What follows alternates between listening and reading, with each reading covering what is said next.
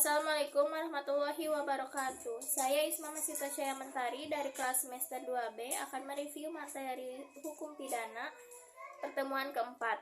Ada jenis-jenis tindak pidana. Yang pertama menurut KUHP ada kejahatan dan pelanggaran.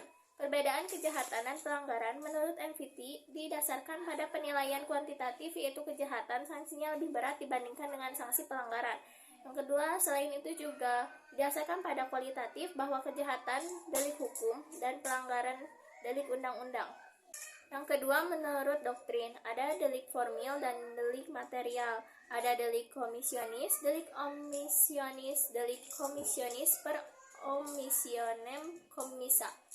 Ada delik dolus dan delik culpa, ada delik tunggal dan delik berganda, ada delik aduan dan delik bukan aduan, ada delik politik dan delik umum, ada delik khusus dan delik umum. Bab 3. Pembaharuan hukum pidana di Indonesia. Sejarah berlakunya KUHP di Indonesia berasal dari WVS Belanda melalui pasal 75 PR Junto pasal 131 sejak 1 Januari 1918 berubah menjadi PVSNI, selanjutnya melalui Undang-Undang Nomor 1 Tahun 1946, PVSNI berubah menjadi KUHP. Yang kedua, alasan diadakan pembaharuan KUHP adalah alasan politis, alasan sosiologis, alasan praktis, dan alasan adaptif. Yang ketiga, cara-cara melakukan pembaharuan KUHP ada cara kriminalisasi, cara dekriminalisasi, rekriminalisasi, yang kelima mitigating. Selanjutnya ada metode pembaruan KUHP, itu ada evolusi atau evolusionis, kompromis, dan global. Alasan-alasan diadakan pembaharuan KUHP, alasan politis, yaitu negara Indonesia adalah negara yang merdeka. Oleh karena itu, sudah sewajarnya kalau memiliki KUHP yang sifatnya nasional yang merupakan hasil ciptaan bangsa Indonesia sendiri.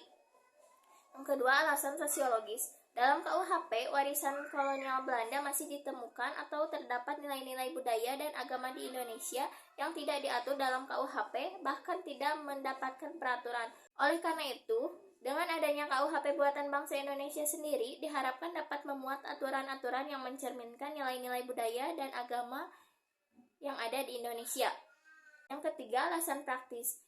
Masih banyak sarjana hukum di Indonesia yang tidak mengerti atau menguasai bahasa Belanda secara lancar, sehingga ketika diterjemahkan ke dalam bahasa Indonesia, terdapat terjemahan yang beraneka ragam yang dikhawatirkan akan terjadi terjemahan yang menyimpang.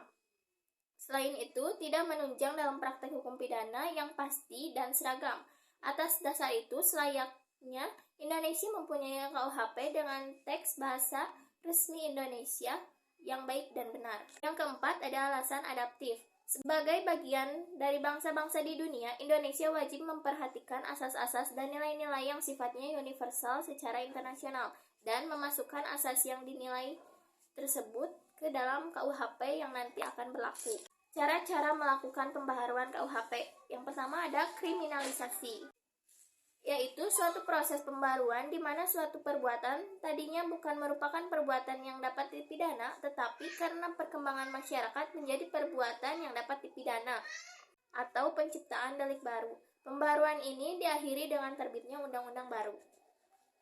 Yang kedua ada cara dekriminalisasi, yaitu suatu proses pembaharuan yang tadi suatu perbuatan itu dapat dipidana karena perkembangan masyarakat menjadi perbuatan yang tidak dapat dipidana atau memandulkan delik.